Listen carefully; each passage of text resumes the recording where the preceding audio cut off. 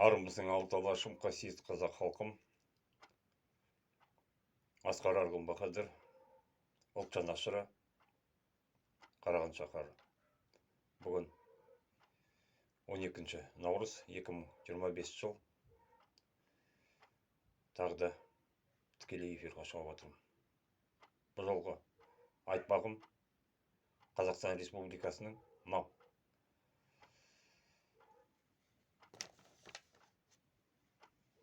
парламентінің депутаттарына сайланбаған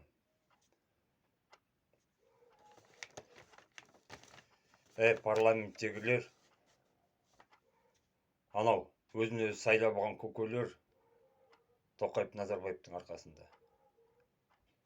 Сендер не ойлап отырсыңдар, Анау Иванғалиларың анау істеп атқаны қазақтың әскерін мен Украинаға украиндықтарды өлтіруге жіберем деген. Сендер сонда жарайды, сендер заңды өрескел бұзып отырсыңдар, бәріміз бесенеден белгілі. Енді сендердің парламенттеріңе келеді ғой сол заңнама. Сол заңнаманы, Айдос Сарым, сен мен тамаша білесің. Мен сенің алдыңа оңбағаның барғанмын. Сен бес биенің сабасындай мына бетің бәленбай миллион костюммен шыққансың. 2022 жылына Путин соғыс бастағанда Ошақтан мен Қарағандыдан велосипедпен велопробег жасап, айтқанымда анау шекараға барып қазір жабам шекараны. Кеудемді оққа тоссам да. Сонда сен менің алдыма шыққансың. Міне парламентке кірген адамның бірі менмін. Осы қоғам белсенділері ұлтшылдардың арасынан. Қалғандардың бәрін қолдарын қайырып алып кетіп отырдыңдар. Міне мысалға. Сонда мен саған айтқам, жет талап қойған мен саған. Ана 5 тиынға маған орыстардың кері жоқ, кіріп атқан қашып. Миллиондап, 100 мыңдап. Айдос, қазіргі жағдайларың не? Не істеп аттыңдар сендер? Анау кімің қайда? Сендер мынау біздің батырларымыз қамақ қойып, Дома Мұхаммедкәрім, Марат Жыланбаев депутаттыққа ұсынған. Өздерін нағыз қазақтың патриоттары, нағыз қазақтың жанашырлары. Сендер солардың орнына сайланып алдыңдар. Сен вообще 30 жыл отырсың. Назарбаев 30 жыл отыр. Сен де 30 жыл отырсың соның ішінде. Міне, билеп төстеп, миллиондап, миллиардтап ақша ұрлап. Айдос, бетің бұлш етпей, ана бетіңді, мынау шынын айтқанда тіліп жіберсе, қанда шықпайтын шығар сен бетіңнен. Ана қасыңда кім бар, анау Бапи? Қасымызда жүрген ол, оңбаған. 19 жылдары 18-де. Бапылдап енді парламентте отыр, сол Бапиің. Қандай халыққа шаруа шешті? Анау Нарттай, Нарымбай деймін мен оны, қып-қызыл беті. Депутатқа барғаннан беті тіпті мынандай болып кетті. Сен қуып жетті ол, озып кетпесе. Айналайын, Нарттай, сайқалдар, сендер жауап бересіңдер. Осы қылықтарың үшін сатқындар, орыстың осы законопроект, заңнамаларын бәрін өткізіп отқан осы сендер. Анау кімің бар, Толықбайың бар, анау өтірік нең бар әлгі Алматыға баратын. Өтірік желеумен анау кім еді аты? Тағы бір депутатың. Депутат демей, мен сендерді жепутат деймін. Міне, халықтың қанын сорып, сүліктей, сорып жеп атқан депутатсыңдар. Сендер ешкім қандай халық сайлаған жоқ. Айдос, мен саған сол жерде айтқам. Міне, 22 жылы Путинге қарсы шыққанда міне. Плакатым бар осы, Путин кет деген. Қарағандыдан шықтым мен саған айтқам сонда. Қазір сендер тоқтатпасаңдар мына орыстың легін. Мен атқа қонам дегем. Сен ойнама.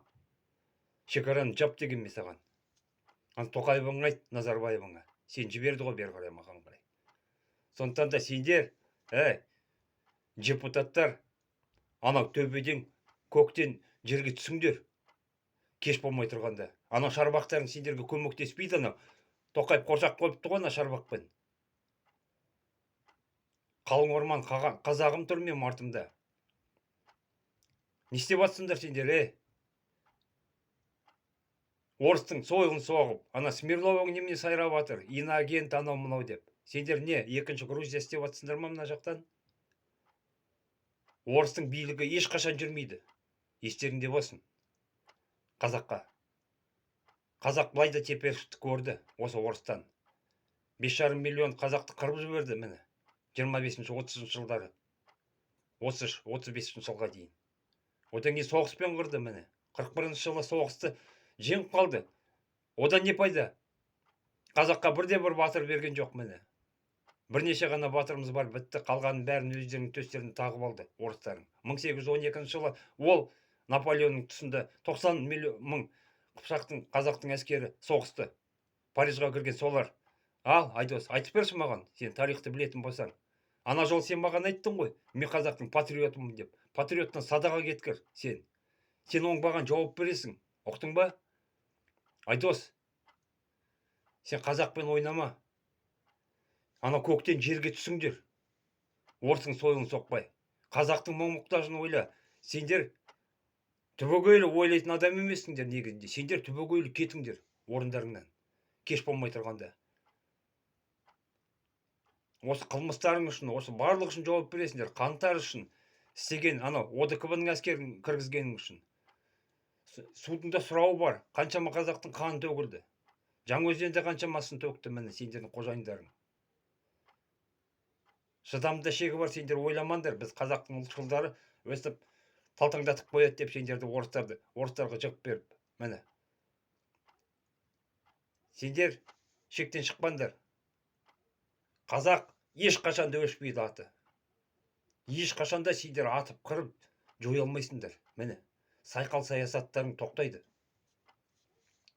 Тарих бәріне енші. Сондықтан да сендердің атын өшкірлердің, мен Тасмағамбеттің ана Иванғалиіңе айттым. Тасмағамбет атың өшеді, сендердің де аттарың өшеді. Сендер ойламаңдар, өстіп біз миллиардтап ұрлап халықтың қаражатын, қазба байлықтарын бәрін тонап, өстіп шалқып өмір сүреміз деп. Ей, біз бармыз, міне. Қазақтың ұлтшылдары, қазақтың қас батырлары сендерді тоқтатады. Қалың орман қазағым бар артымда. Талабым сол. Анау заңнаманы ойластырмаңдар даже. Даже ондай ой болмасын ойларыңда. Міне, қазақтың бірде-бір баласы бармайды. Ешқандай соғысыңа, орысың үшін. Біз соғыссақ, өзіміздің еліміз үшін соғысамыз. Сендердің мүдделерің үшін емес, ұры-қарының мынау жоғарыда отырған. Біздің қазақтың мынау өзінің ұлттық мүддесі үшін мен қасықтай қанымды, тамшыдай қанымды барлығын берем. Әрбір қазақта солай.